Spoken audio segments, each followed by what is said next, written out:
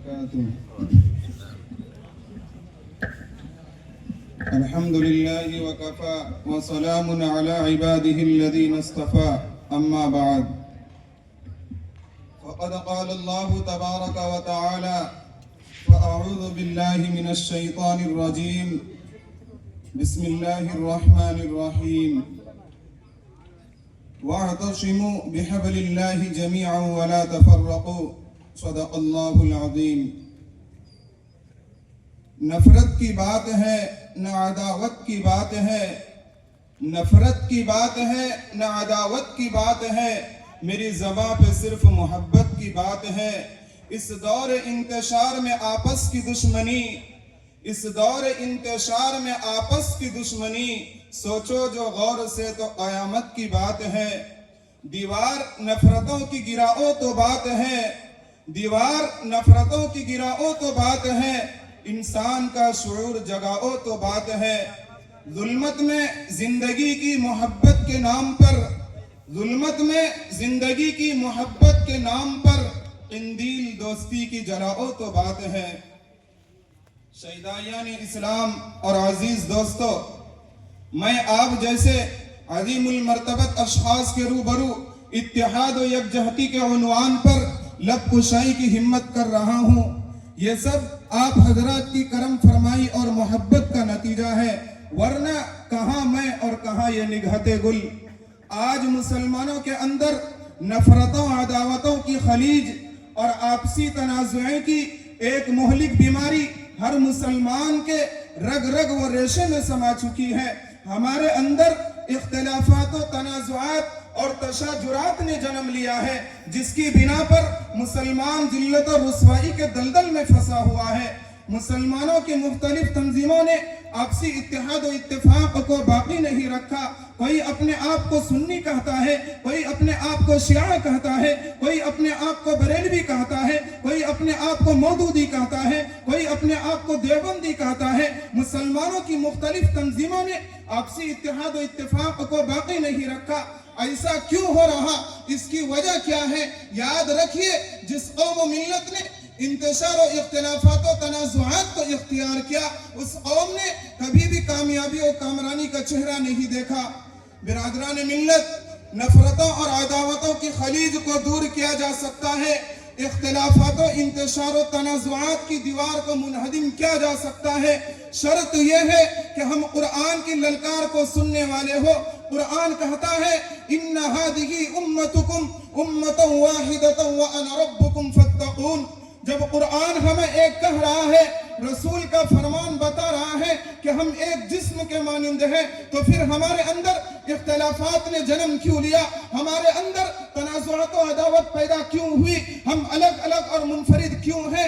اس کی وجہ کیا ہے؟ یاد رکھیے، جس قوم و ملت نے اجتماعیت و وحدت کو اختیار کیا، فلاح و کامرانی کے اونچے اونچے پہاڑوں پر نظر آئے. اسلام، شریعت اسلامی نے آپسی محبت و اخوت کو پسند کیا ہے، تنازعات و عداوت کو دور رکھنا پسند کرتی ہے. لیکن آج مسلمانوں نے شریعت اسلامی کو فضول بحث و تکرار اور آپسی ضد سے کچھ کا کچھ بنا دیا.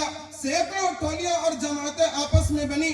اس ملت کی ایک ایسی درگت بنی کہ دوسروں کو رائے ہدایت تو کیا بتا سکتے، خود آپس میں اختلافات و تنازعات کی دنیا آباد کر کے دین میں متفرق ہو کر ایک دوسرے کے مقابلے میں صف آرا ہو گئے. برادران ملت، اس اختلافات و تنازعات کی بنا پر اور آپسی مناظرہ کی بنا پر سینکڑوں غیر مسلم مسلمان ہونے سے رک گئے. ڈاکٹر امبیڈکر جو ہریجنوں اور ہندو پسماندہ ذاتوں کے سب سے مقبول رہنما تھے، وہ ہندوستان کی پوری ہریجن آبادی کے ساتھ اسلام قبول کرنے کے خواہش مند تھے.